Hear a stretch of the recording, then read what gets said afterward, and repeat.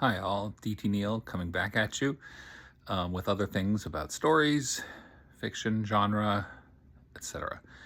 Last week I talked about the Rust Belt and Appalachia as perfect settings for cosmic horror and horror in general, just because of the nature of those areas. And one thing I was going to delve into now is the idea of eco horror, because again, those regions, especially the Rust Belt, lend themselves to eco horror. And eco horror is interesting because, at least cinematically, there was a big period in the 1970s. It almost arose in parallel to the rise of environmental consciousness, environmentalism specifically. The idea of, wow, we're really harming the world, and in so doing, harming ourselves. And that's obviously reflected in literature. It can even go way back to things like H.G. Wells' Food of the Gods, for example, or The Island of Dr. Moreau, as the idea of the environment itself being polluted by human arrogance, greed, etc. There are a lot of really good 1970s eco horror stories out there, and I certainly took inspiration in making my own eco horror stories. And there's a trilogy. Now, they aren't related, but there's three that I wrote. There were novellas: Relict, Somerville, and The Day of the Nightfish. And I can speak to those specifically on their own merits, but they all flowed into those ideas of eco horror and eco horrific presentations. And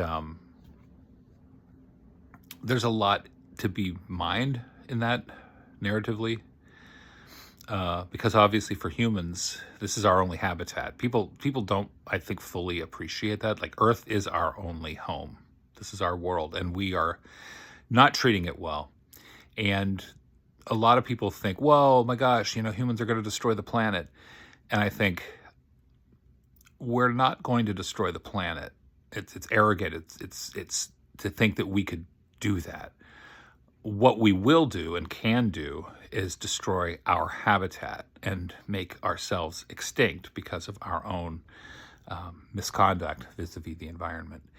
And there will be no one to protect us because it's an uncaring universe. And you can see from what I've said previously, there is a tie-in, dotted line between eco horror and cosmic horror, because it does decenter humankind, as the architects and masters of the world. Eco horror slips in through the side door, through the screen, through the screen, through the filters and through the faucets, and delivers horror, the unforeseen, the maddening, the macabre, through environmental channels. And that's interesting. I feel like not enough people appreciate eco horror and what it represents. And I certainly I focused on that, on those novellas that I mentioned, and I made them novellas kind of as a way of making them quick reads, obviously, to cover a lot of ground in as short a time as possible.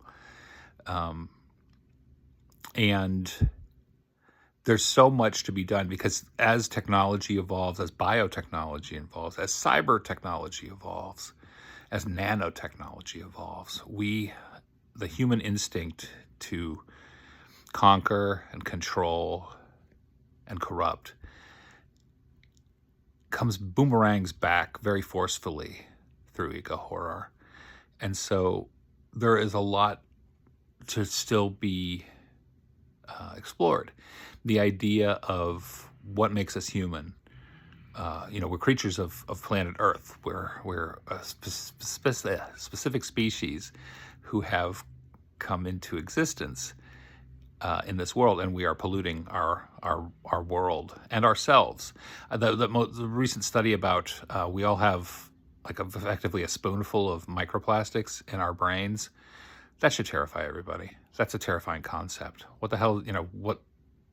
That's no good. Anyway, I'm going to talk a little bit more about some of those specific eco horror books that I've written coming in the next spots.